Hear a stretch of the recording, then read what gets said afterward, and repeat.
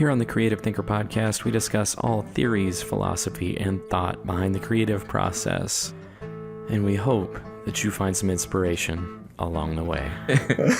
Hello and welcome to the Creative Thinker Podcast. My name is Henry Moon. Shout out to creative thinkers all over the globe. I'll be your host. Hi, I am Michael Vasquez, and I am your co-host for the podcast today. We should rehearse that transition. No, glad to have you guys along. Another just podcast note is that Sweden's creeping up in the rankings for our most listened to country. Snap. There we go. So take that, India, catch up. Solid. It's always a competition. Today, Heck yeah. we're going to be talking to you about mantras for a better life. And so what we did was compile all the mantras that we use on a daily basis, or at least pretty close to it. Yeah, just a handful, not all of them. I think all the mantras is quite a bit. We don't have time for that. We're mantra people. Yeah. So we're going to be breaking those down for you and just trying to share what's been helpful for us and part of our routine.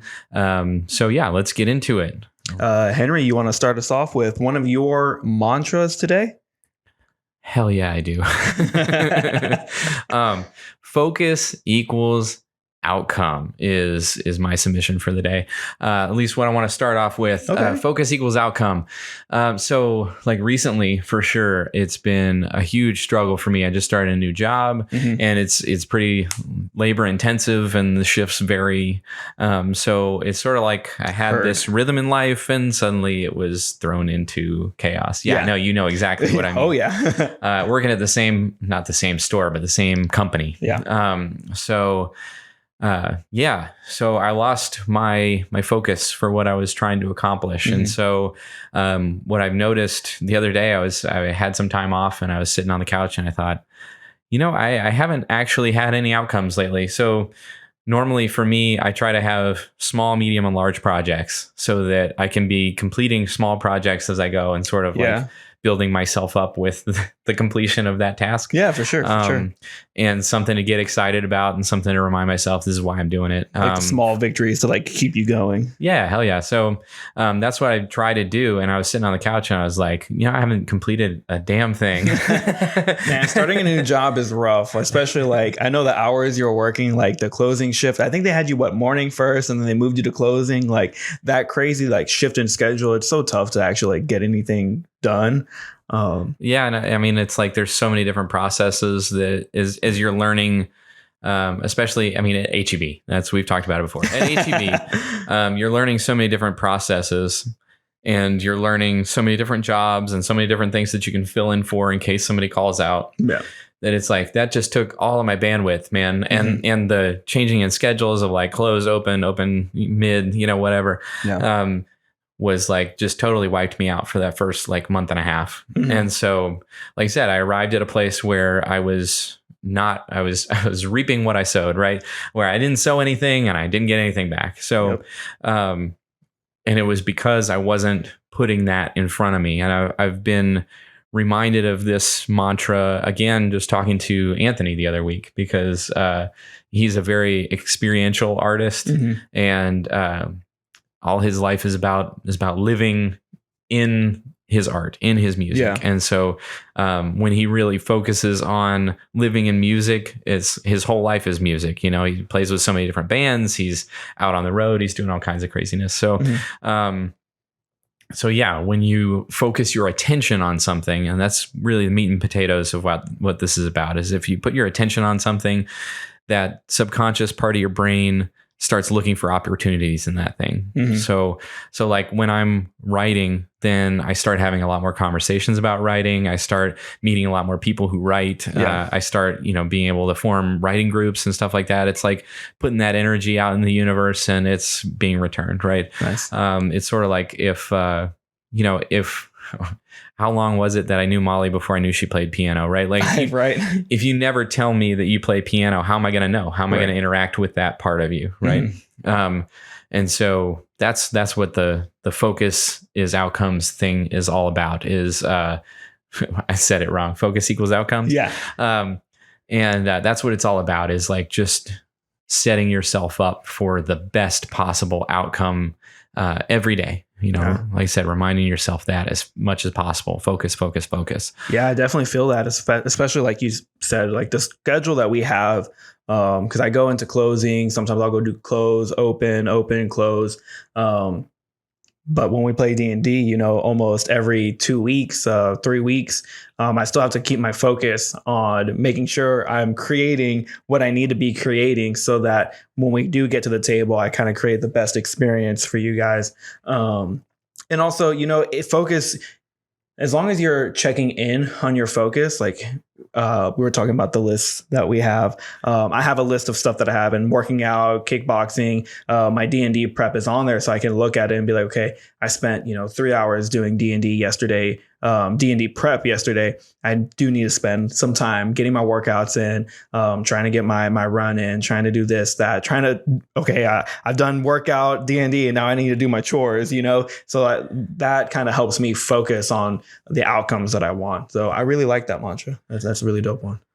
Yeah, speaking of chores, I just started the list not too long ago, and man, I don't do a lot of chores. I really gotta bear down on that. And we were talking about this earlier too, because we normally sit down and have a coffee or something right before we record, and we're just talking about how I put a lot of effort into my first meal of the day and coffee, and I go through the whole process. I've got the pour over and a French press, and it's kind of whatever I'm feeling that day, and I go through the motion, make sure I give it time, make sure I live in that moment with what I'm doing, make myself papa an egg tacos and settle into the couch for a little while. But I don't do that for all of my other things, or at least I'm not doing it right now. I know there's been times when I have, but it's like I'm not doing it right now, and I need to.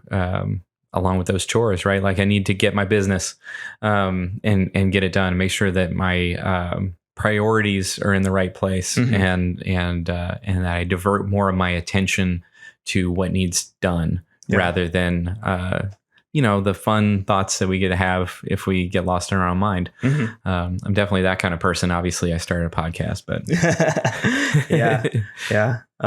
and I think it's important too to like have your check-ins with what your focus is, so you can see how the outcomes are. Because sometimes an outcome isn't just, the one thing that you're trying to achieve, right? Like when you're working like on a piece of literature, maybe it's, the X amount of pages that you have, or maybe a piece of art is the actual artwork. But for kind of like what we're doing, the podcasting, it's never like, okay, and we're done, or D&D, it's not like, and we're done, like the story or the process and continue to move forward. And we actually had a conversation yesterday about kind of like refocusing in on our stuff so that we can get a better outcome, and, that division of responsibilities. So, on all the other things that we're doing, that focus and that checking in is part of the focus and part of creating that outcome. I think one thing you said really stuck out to me is that it's the shape of your life, right? Your focus equals what the shape of your life is going to be, and how you're going to set up the things in your life. And so, it's not that everything is going to be perfect. It's not that you're going to achieve everything that you set out to. Obviously, the same obstacles exist, but it's about setting yourself up for the life that you want to live. And that's the point in time where I'm at, is like, I want to set my life up to where it's what I want it to be, not just what happens to me. Yeah, exactly, man. Maybe that's because I'm getting older. I don't know. It's just checking back in with your life. And, I think there is a little bit of an age component to it, because I also feel the same way. But also focusing on enjoying your life, I think is also important, because sometimes that focus, you need to take a little break and like plan that break out so that you can enjoy it. Just because you play video games for like 3 hours or 4 hours one day doesn't mean like your outcomes are all completely crash. Like sometimes you need to take that break, a little break in the focus of like working towards the outcome, but like it's an intentional break, I don't know. My brain was going into a weird spot there. I'm vibing. I just hit an idea that I can't quite verbalize of I don't know. The zest isn't there right now. Maybe we'll come back later. Yeah. I'll prompt you again later for that one. All right. Sounds good. Sounds good. But you got another mantra that you're gonna get your bleepers ready, because here we go for Michael's mantra. Okay. So, Cover the kids' ears. Yeah. Cover your kids' ears. So we have a friend that listens to the podcast, and she told us that her kid heard one of the things that we said, and it wasn't like a bad word or anything. It was just done. And her kid started repeating the word done, done, done. And she was like, maybe I shouldn't listen to this in the car aloud, because we do say some words. So my mantra is don't be a bitch. But really There though, it like, is. yeah, I do end up actually telling myself that a lot. And it's not like a self-deprecating comment that I'm trying to tell myself, or a self-deprecating mantra. It is just reminding myself to overcome the fear of failure. Because to me, that's just like how my mentality works. That's kind of like the toxic culture I want to say grew up in. I always say grew up in when I talk about FedEx, because I developed and matured a lot in that time. But we were very, very much like we would yell at each other a lot. We would call each other a lot of names. We would tell each other, don't be a bitch. Like, you need to just do it. This is what you need to do. Like, don't complain about this. Just do it. And so taking that from FedEx though, and kind of outside of that context, it's transformed into this, like, overcome your fear of overcoming your fear, whether it's failure or feeling uncomfortable or not wanting to do something or being tired. I think we talked a little bit about going back to chores. I know, like, sometimes I am tired, of course, with the job. I work 10, 12. I think I've worked 2 days and I'm at 22 hours already. Wow.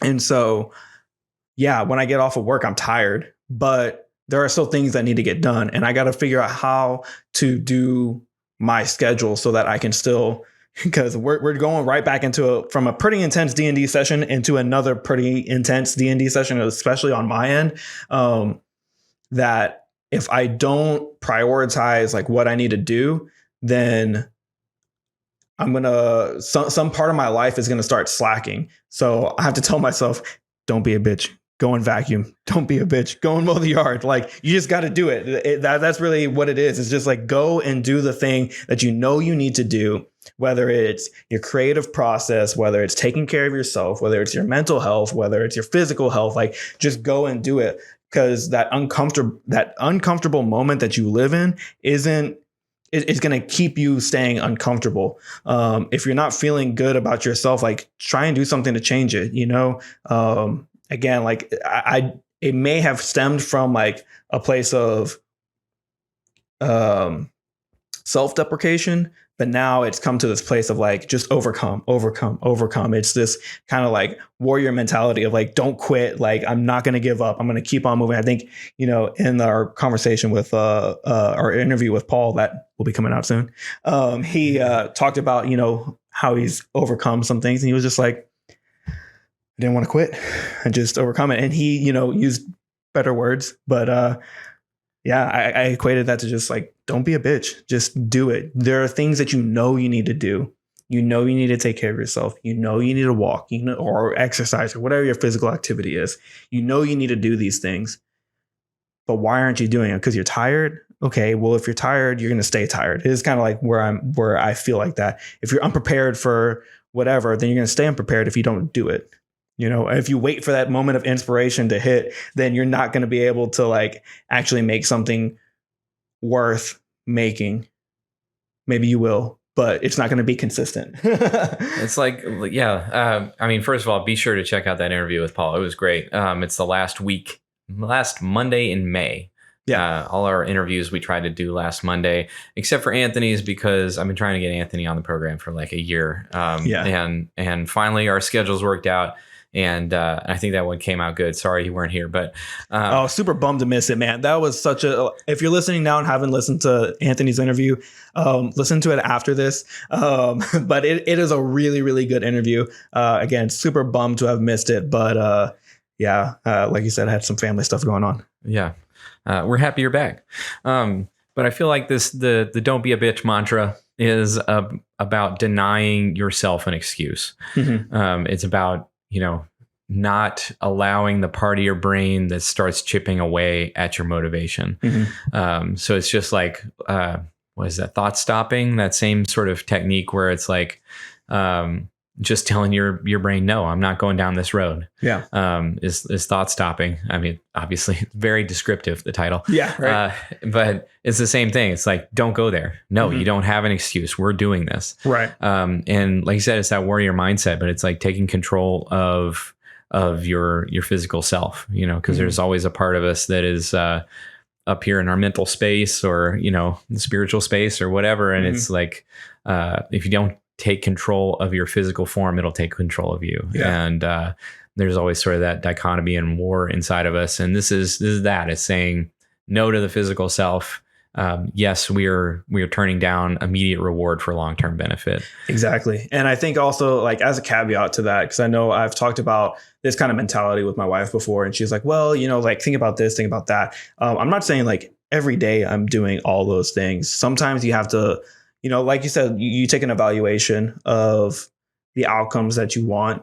And then you look at it and then you try and find, like, is there an excuse there? Are you making an excuse for your goals? Like those 11-hour days, I didn't necessarily hit a workout on every one of those days. I had my movement in. That was my work. My work was my movement for that day, and I counted that as the movement. And then that's when I looked at my list and checked it, and I was like, okay, I don't want to mow. I just worked, but like that doesn't take a long time to do. Like it took me an hour out of my day, and then I had a weed eat. So it was like an hour and a half out of my day when I could have, sat around and popped a beer open and chilled and then been like, oh, I'm tired. I just looked at my day. I got my movement in. Now I need to do some chores so I can set myself up for, the next couple of days, where instead of, having to go back and mow the yard and go and do that and not be able to, sit here and podcast, I, had to tell myself, like, just don't be a bitch, man. Just go and mow the yard. It's only going to take you an hour and a half. And at the grand scheme of things, it's going to save you, time so that we can do our recording today. But it's knowing what you've done and having that realistic expectation, and then looking at yourself and really evaluating yourself. Like, am I trying to cop out of the outcome today just because of whatever? Am I making an excuse? And really, it's looking at your excuse, and if you have a valid excuse, I would say, like if I try to also get my workout in, I'm potentially risking harming myself. So like that's where, that kind of judgment and evaluation of your outcomes comes in. Yeah, I think the disclaimer has to be like you said, just like make sure you're taking care of yourself. This is not meant to be a negative thing. Right. It's meant to be a motivating thing, and it's meant to be taking away those obstacles between you and your goals, essentially. You and your focus, to throw it back to the first one. Hey-oh. There we go. Somebody out there must have appreciated that one. Me. I did. It's a me. Go see the Mario movie. Excited to see it. Me too. That looks cool. I'm going to move on to my next one because I'm really going to be selfish with this episode. Dude. What? I know. It's new. It's new for me. I like talking. Passion is better than perfection. Really? Interesting. That's my next mantra. That's number 3 for those of you jotting down at home.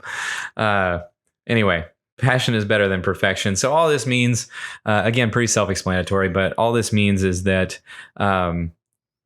there is this idea out there, especially in the arts, of creating the perfect piece. This next thing that I make is going to be the best thing I've ever made. It's going to be the most perfect, the most like artistically, like structurally, fundamentally, it's going to be so sound and so perfect. And it's going to have everything I was looking for.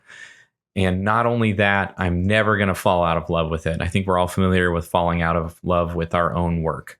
And I think that idea is really damaging, especially to me. And so passion is better than perfection. And all that means is that if you pour your heart and soul, blood, sweat, and tears into something, and you do that unbridled, not holding yourself back in any way, you're going to arrive at something that feels more true to other people. So like some sculptures, right? So I watched this documentary on like Monet, Manet, and all those guys, the Impressionists, and then right after that, I watched something on sculpting, because in that first documentary, they were talking about how painters at the time, their goal was to remove brush strokes from their paintings, and they're like wall sized. I mean, they're gigantic, and so they had like these porcelain looking characters. You can still see them in museums anywhere.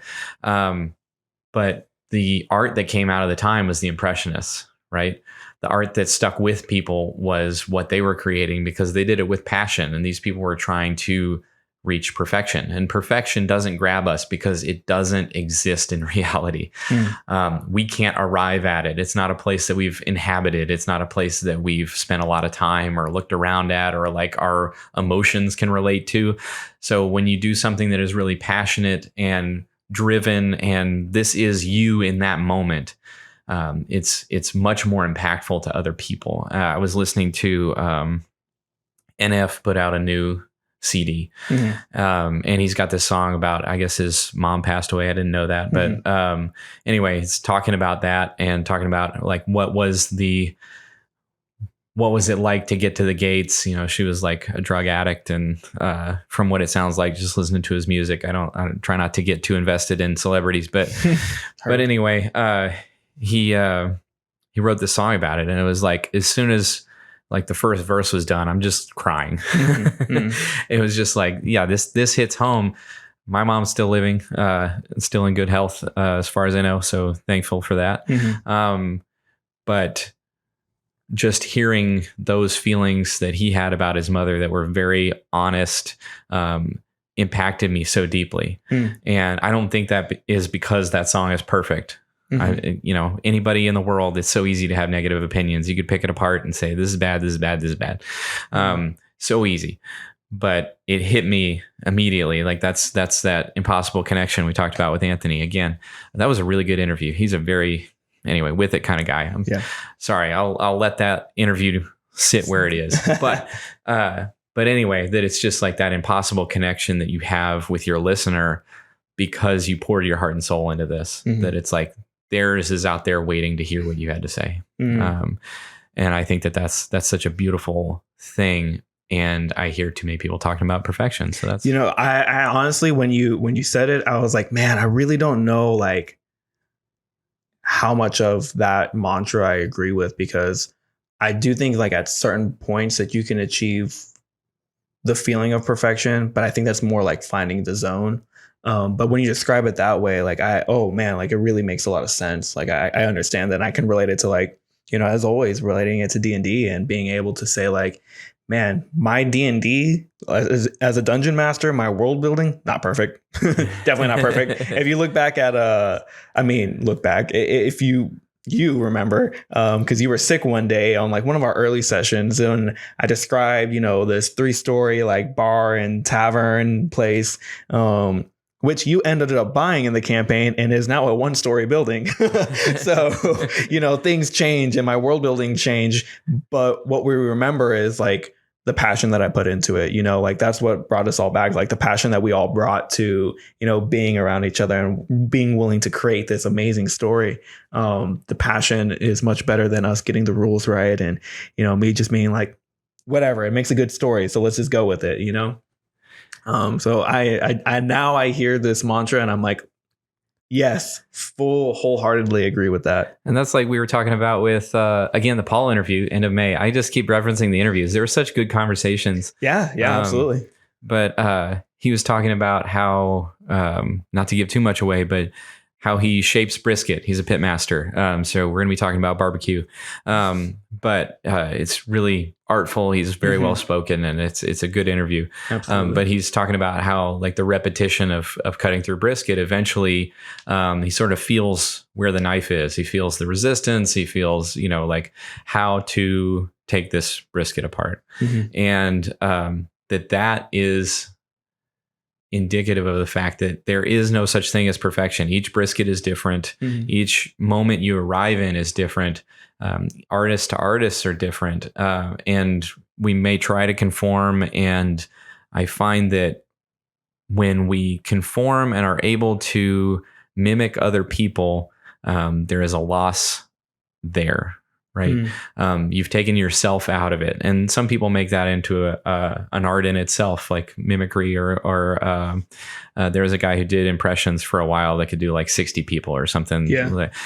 Anyway, but there's always, if you're, maybe more of a purist, I don't want to use that word either, but if you're looking for something that is internal that you want to make external, if you're that type of artist, let's say, then the act of perfection can only be perfection at someone else's standards, because you just can't reach your own perfection. I mean, like, maybe you will look back and say this was your best piece. Like a lot of people say The Stand is Stephen King's best book. He doesn't feel that way, but that's how a lot of people look at it. And so maybe that's when he reached his perfection, like the height of his career, but hopefully not for his sake, because that was like 30 years ago. But anyway, that perfection is a reflection of someone else. And I don't like that. I want to put my passion into something, and it's more than just not comparing yourself to other people. It's about not reinventing something someone else did, I guess. Maybe I'm restating myself. Does that make sense? Yeah, it absolutely makes sense. Man, there's just, perfection being someone else's standard is very true. Because I think after the interview, we were out there talking, and he said something about wanting to go into voice acting, and of course we're like, hey, well, D&D, like you can do voices or whatever. And I think that's one of the things that I could tell he was a little nervous about. And it was like, well, you're not gonna, if that's something you want to pursue, like you have to put yourself out there. Like you got to put your passion into it. And if you try to get perfect first, you're not going to be able to like get in the doors. And I know that's one of the things that, we talked about was like, sometimes I feel like I have to get all my ducks in a row and I have to be perfect before I can, go to this next level. But I need to make sure, I'm perfect before I start going to the gym, or make sure I'm perfect before I start creating, make sure I'm in a perfect place before that. Like, it's just, there's no way to achieve that. You just have to have that passion, just go into it. And, that passion might be perfect for the people that you're around, Yeah. Heck yeah. That was a good one, man. And this is, by the way, this is how we get you. We bring you here, we interview you, we entice you with D&D, and then you're stuck with us forever. So This is like, that's what the real meaning behind the podcast is. We're just trying to collect people for our D&D game. Yeah, absolutely. That's all we're doing. But so let's go on to the next mantra with some of my most beautiful transitions ever. Here we go. And now the next thing. Okay. Yep. So, Michael. Yes. Here's one that we had a disagreement about right before we got started. What's that? It's yours. Oh. It's yours. This is your turn. Yeah. So this one is be the hero of your own movie. And again, to me, what this means is don't be a bitch. They go hand in hand, but we it's did like, that one. Yeah, I know, right? But the way that it was described, so I got the quote. It's a Joe Rogan quote, and he was listening to one of the it was an On It, like little promo or whatever, and he just did a little minute or 2-minute video, like inspiration video. It's like, be the hero of your own movie. And it kind of talked about how if you were to like if you were watching a movie of the main character and you see them like go throughout their day, they either struggle with something, they overcome the struggle because the movie is about them. So, they obviously face some type of adversity, they go through it, like try and be that person, try and be that character in the movie so that you can push yourself to overcome those things. And that's where I say it's like, it kind of relates to the previous mantra of like, just go out and do it. because I think at the end of the day, if you were to look back at your story, you don't want to see yourself sitting around and, like playing games and like we talked about, like, we spent, an absurd amount of time playing certain video games. I think I put like 50 something hours into God of War, but like, that's not what I want to be remembered by. And well, I did it to like relate because a lot of people at work, play the game. We talked about it, it was something to bring us together. That's not all I want to do. I have my own goals and aspirations. And so how do you, in like a movie like thing, achieve those goals, achieve that creative endeavor that you want, take that fight, take, that goal, take that next step, is by looking at yourself and saying, like, if I was a character in a movie, what would be the next step that this person has to achieve to go and reach that goal? And sometimes it's sacrificing certain elements to just go and, of course, any type of fighting movie, boxer movie, you see them, they're hitting the gym, they're hitting the gym, they're hitting the gym, they're hitting the gym. They're always in the gym, they're always working. And that's a big sacrifice that you have to do to take a fight. And I want to be that, I enjoy that, so that I can reach some of the goals that I want to hit right now where I'm at in my life. I heard something really cool about the main characters of TV shows. Mm-hmm. And the quote was something along the lines of, your main characters cannot be immobilized by fear. And it's like, being the main character of your own movie is like, you cannot be stagnant and stuck and afraid. Yeah. I think that's don't be a bitch. No, yeah. It is very much like you're saying, if you're third person, right, and you're watching your own life, it's what do you want that character to do? So it's almost personifying your desire and allowing that to maybe make a crowd inside yourself that says, this is what I want to accomplish. Yeah, this is where I want to end up. So that there's, you're almost bullying yourself, but not bullying. That's the only way I can think of it right now. Pushing yourself. You're pushing yourself, but through a crowd and by personifying other thoughts that you have is like, okay, now this third person omniscient is saying, this is what I got to do. And so now there's two of us. Yeah. Yep. And there's all kinds of books about the different personalities or perspectives that you can embody in your own mind. And sort of the more that you have, the more rich your life is, and the more you can actively choose the things that you want out of life. It's, I guess, another form of empathy. But anyway, it's great to hear it from the main character perspective. And the disagreement we had, just so that's out there and available, since I brought it up, is just that, well, you want to tell? Yeah, I think we were talking, I don't remember when or if this was recorded or not, but we were talking about how sometimes the media pushes us to be the main character at the expense of other people, and you see a lot and I want to say you see a lot because like social media is such like this weird kind of dynamic where things are like blown up out of proportion to an extent. And so you see people who think they are the hero or I guess the main character of the story, and they want to be treated like a main character. And there's no sense of empathy. There's no sense of like, hey, we're in this together.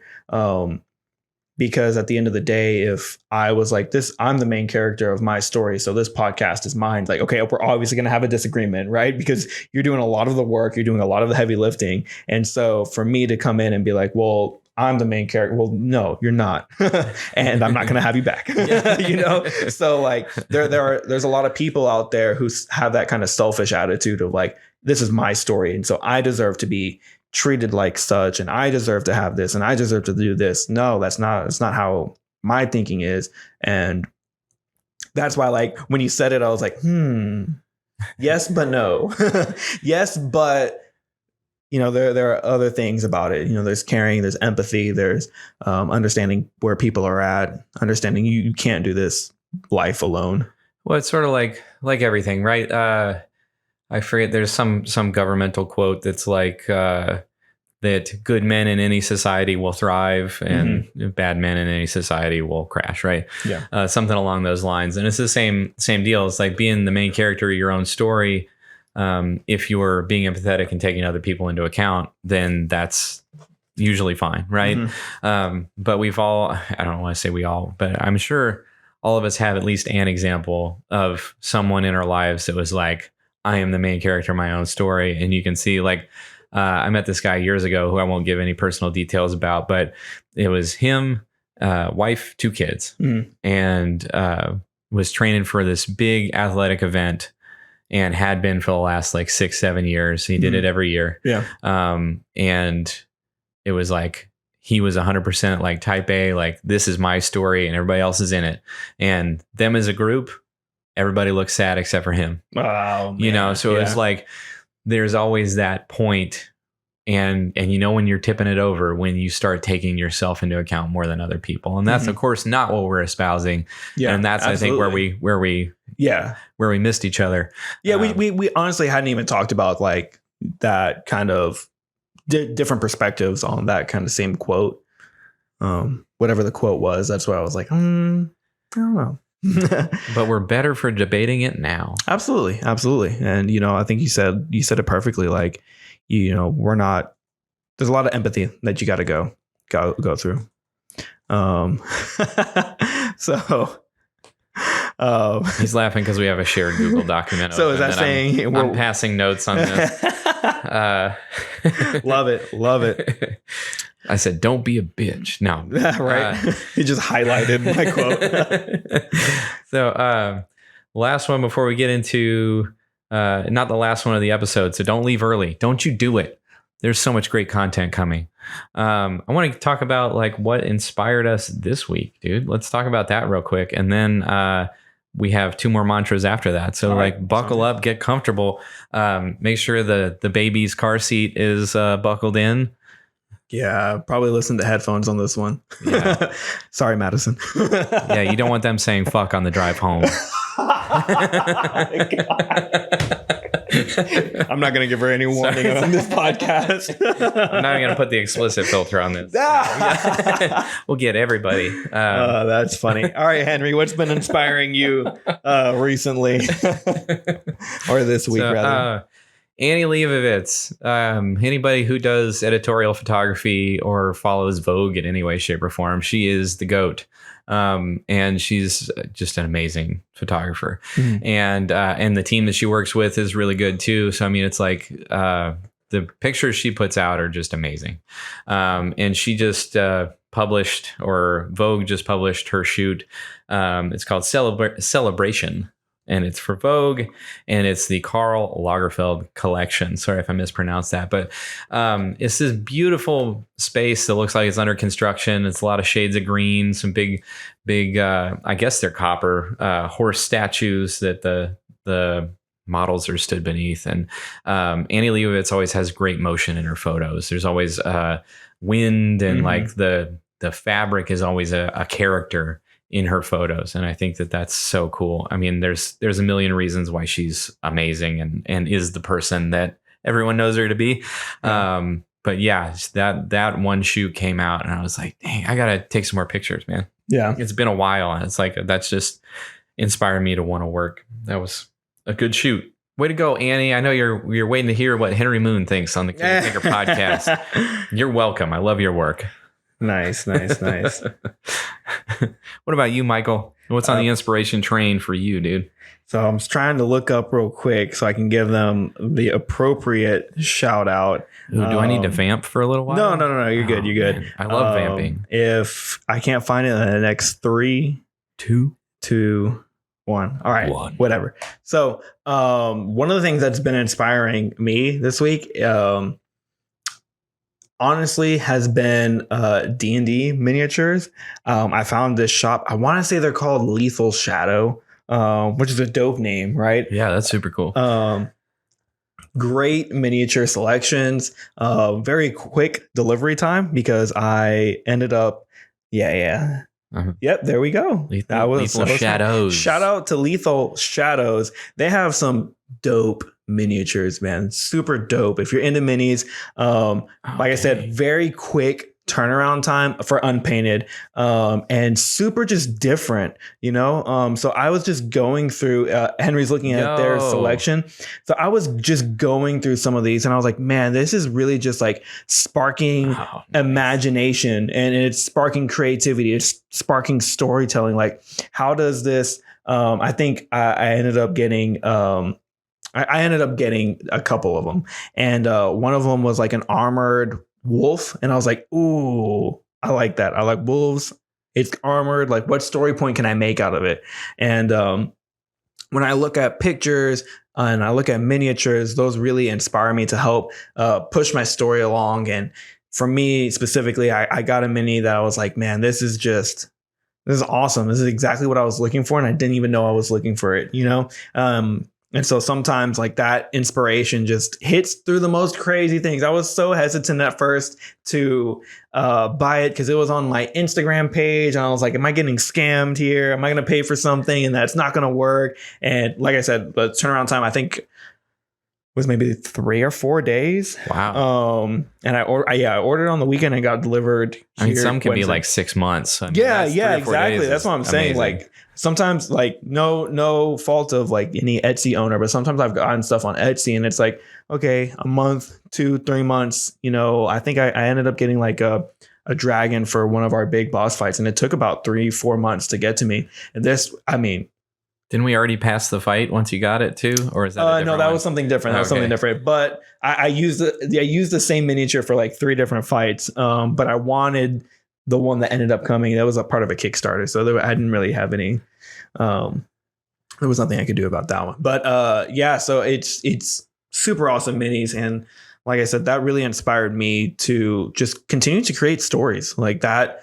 That is how my brain works. Sometimes I'll go to D&D Beyond and just start creating characters, and I'll create, you know, a whole faction or a whole new thing just by like creating a character. Okay, what does this mean? What does that mean? Same thing with the minis. Like, what is the exiled mage? Ooh, how can I bring the exiled mage into my next story? You know, like that's such a cool term, the exiled mage. Yeah. And some of like the so cool. Draconian necromancer, like those are just such dope names in and of themselves that can hopefully spark some creativity for your fantasy world. And then to look at it and look at the detail, like, yeah, it's like just for so those cool. For those of you who don't know, there's like one person that does all of the design for all of D&D minis everywhere. Not like if you do a surface level search, right? Like you're gonna find if I type in Kraken, because I did a pirate one, it's like, okay, well, there's 3 versions you can choose from. Yeah, there's 1,000 different people selling those 3 versions, but you only get 3, and it's like this Lethal Shadows things. That's dope because it looks like they've got a different designer for these. This is just a totally different art style. That's awesome. Definitely. And whenever I find stuff like that, I definitely save them, and I will continue to use those probably for the future for NPCs or big bads, because those just look at that Chaos Beast. Oh, so cool. Dude, I'm getting hyped just looking at it. Yeah. This is more inspirational than my thing. Sorry, Andy. I turned on you so quick. No, but look at this picture. Sorry. No, look good anyway, pictures. Good pictures. Yeah. Anyway, I won't try to bring you back to Annie.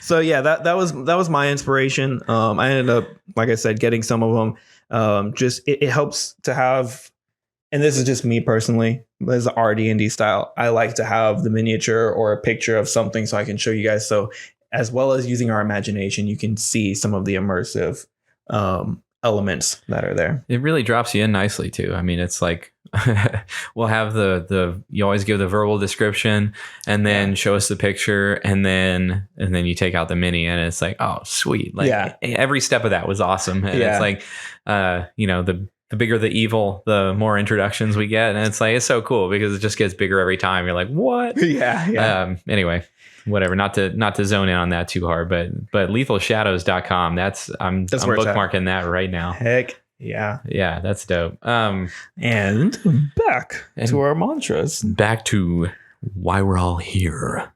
So this next one is ties in nicely with our little rabbit hole there. is enjoy the process, Man. enjoy the process. So much of my life, and it's time you never get back. It's like, it's not, I don't know if it rises to the level of regret, but it's definitely something that it's like I'll shake my head at it if I think about it too much of myself. That if you're watching, Michael just took his microphone out of its holster, so I'm going to cut away from him. Here we go. You're cutting to me? Oh, no, I'm cutting away. I'm trying to be professional here. Oh, well, thank you. Is Whoops. that I've spent way too much time just executing and just trying to arrive at a place that I could then feel like maybe I'm enough, right? And that's getting into way too deep of stuff. Like nobody wants to know that about me, but that's really my artistic journey. Is like I've started off in a place of like I want to make myself enough for other people, and so I always, the goal, the end of the process was always the goal, so that I could show it to people. That's final product. Love me. Here we go. Yeah. And I've spent a lot of time doing that. And so that's one of the things that I regret is like I don't enjoy the process enough. And so now, I've been working on your tabletop, and it's been up to 2 millimeters too big, and now it's down to 0.5 millimeter too big. It really is. And if you've done woodworking and you don't have big enough tools to really shave down wood, I'm literally using a Dremel to shave this down so that I can have the most accurate cut down, because I don't want it to be like weird and wobbly. And, so if I run it through anyway, a belt sander, it's just not I don't think it's going to come out as good. So I'm shaving off these tiny little bits of wood over and over and over. And I'm having a good time. Like you just sized it a couple of days ago or yesterday, and it was like, it's still like 0.5 millimeter too big, and it's like, okay, I get to enjoy the process a little bit longer. I don't feel bad about that. Like that is in its essence a failure, but like I'm excited to keep woodworking, man. I love it. So it's like that process is so fun to me that it's like something like that I would have shut down. That would have killed me like 3-4 years ago. That would have been the end. I would not touch it for 6 months. But like I've put all this effort into enjoying the process and repeating this mantra of enjoying the process. And so it's like I'll breathe in that wood smell before I put on my respirator so I don't die of whatever that happens. Whatever fumes. But it's like I'm enjoying myself. I'm enjoying sweating outside in the Texas summer. Working on my woodworking projects. It's so great. So you were going to say something. Oh man, it's just enjoy the process is such a deep thing that a lot of people just don't end up doing. They, like you said, they're miserable through it to try and hit this final outcome when you're not going to have as much enjoyment on the outcome if you were able to enjoy the process. A lot of our stories aren't just going to be the end product. It's going to be the process along the way. It's going to be the journey to get to that. Just like for my competitions, I've always been like, this is the journey along the way for any type of, you make connections along the journey as far as like, we've talked about like creativity when I was working at FedEx, just unloading trucks was like, it was a fun process for me. And it was creative for us because it was different every day. You're getting the same shops, but you're not getting the same amount of boxes, and you got to fit them in like a big budget truck. And part of us like enjoying the process was like having fun, cracking jokes, taking ourselves not too seriously, and, still trying to get the work done, trying to push ourselves. And like the end product was the driver came in and said it wasn't good enough, but like, no matter what we did, it was never good enough, right? Talking about perfection, the drivers were never good. They never said everything we did was good enough. It was always like, well, you could have done this. I'm like, well, you know what? You could have been here, but instead I am. And I think it was pretty dang good. But like that journey and that process of, loading trucks or the creative process, if you're not enjoying it, like you're not going to bring that passion to the final product. Like I'm passionate about our D&D session. I'm enjoying the process while I'm doing it because I'm like nervous. Like I want it to be good. And then when I present it to you, hopefully that passion spills through, that I enjoyed everything up to this point. If I was just like begrudgingly, planning and prepping and stuff. And it's like, you ruined this. This happened. And we've played those campaigns before with other Yep. It's not as fun, right? Like It's not, the no. process, if you're not enjoying the process to get and bringing that passion, like the outcome's not going to be there. So I really like that mantra. That's a mantra, I guess I have said before, just enjoy the process. And it's a good one, man. I really like that. I've heard people say, if you're not having fun, no one is. Heard. And that's Heard. And it's even more in like, as we've gotten more and more into podcasting, that's the more I see it is like, if you're not having fun, no one is. Yeah. And, that's why I enjoy myself and I'm completely unprofessional. Yeah, absolutely. No, it's good. I mean, and since we've started, I mean, for those of you who are interested in the more behind the scenes stuff, like, since we started in earnest, the two of us 3 months ago now, it's like we've doubled our audience size each of those months. And so it's super cool. I mean, it's I'm having more fun because it's not just me behind the microphone. Yeah. And, I mean, it's the payoff shows, right? It's like, and people all over the world, as I say every time, creative thinkers all over the globe. It really is cool to see the stats pop up and just see a different country climbing the ranks of saying like, hey, somebody checked you out in Zimbabwe. Dope. Yeah, that's wild. I hope you're having a great day. You know? Absolutely. So it's the coolest thing.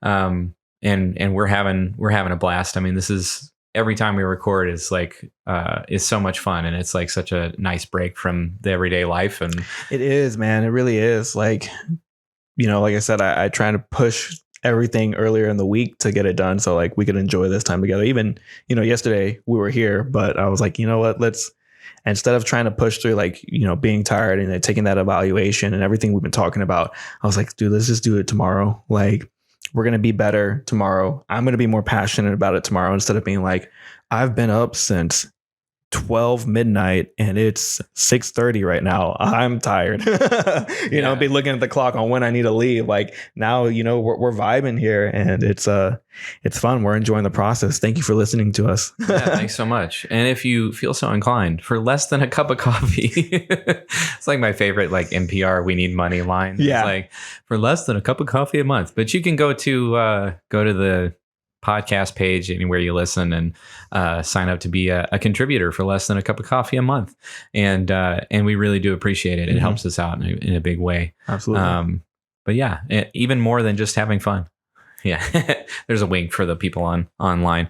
Just a little tongue in cheek. Anyway, let's get back to the point. Yes. Stick to the topics, crowd. Michael, you've got one that I think is going to hit home for a lot of people, and I think thanks for being willing to share it. And some people who are fans of Russell Crowe might recognize the quote, but I think that you've got a really fresh spin on it, and I'd love to hear your take on it. So what's your last mantra for the day? Last mantra for the day is, what we do in life echoes in eternity. And I actually I don't have it on me right now. I have it in my work pants, but I have a little coin that says that and has the gladiator symbol on the other side. And I really got that.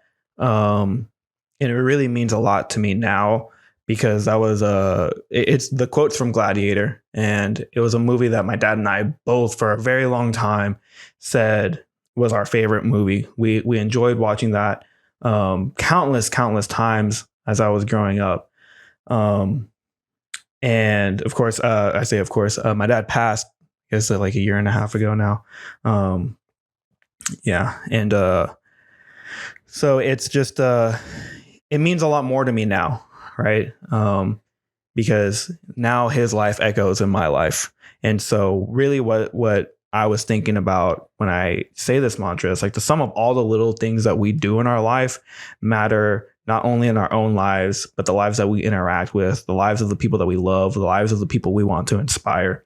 And so when I go through my creative endeavors, I hope that my D&D process and presentation and my, explaining that, I hope that helps someone with the things that they're going through. I hope it helps someone with their creativity. And in our sessions, I hope it helps people work through some of the things that they're going through, because I didn't realize that, I was going to bring up certain issues that needed to be talked about and that people were going through. And, over the course of the 3 to almost 4 years, I feel like we've been playing, that we, some of those issues got brought very close to home. And, because of this story that I was able to tell, like, we were able to like process through some of this stuff.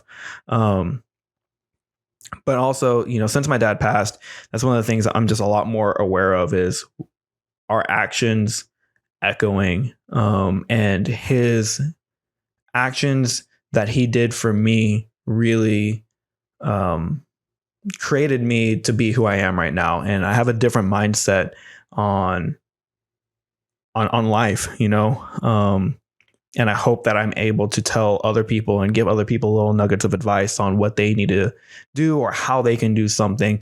Because my dad, when I was young, he pushed a lot of like leadership books on me. And so as the podcasts are, we record some and they come out later. The thing that inspired me in Paul's interview, I'll say it now, is it's Sun Tzu's The Art of War, but it's read through Master Chief's voice. And it's, it's cool because it's Master Chief's voice, but also I'm actually reading through it and it's just so much easier to listen to.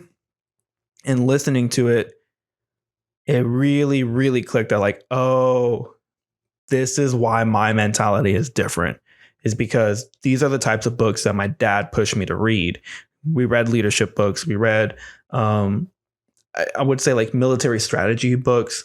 And he pushed trying to be a leader, and he pushed me into leadership classes in high school. And that helped me elevate my thinking to not just being a worker who comes in and just does their job and leaves, but tries to do like the extra things to try and set myself up for this. And, I try and help someone do this. And, I'm constantly like strategizing whenever I see something, because that's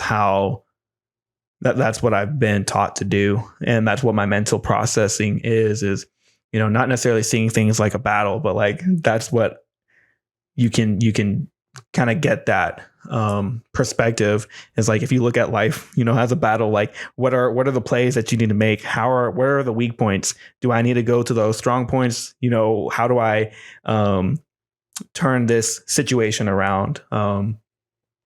So, that's one of the things that that's a mantra that just really hits home to me.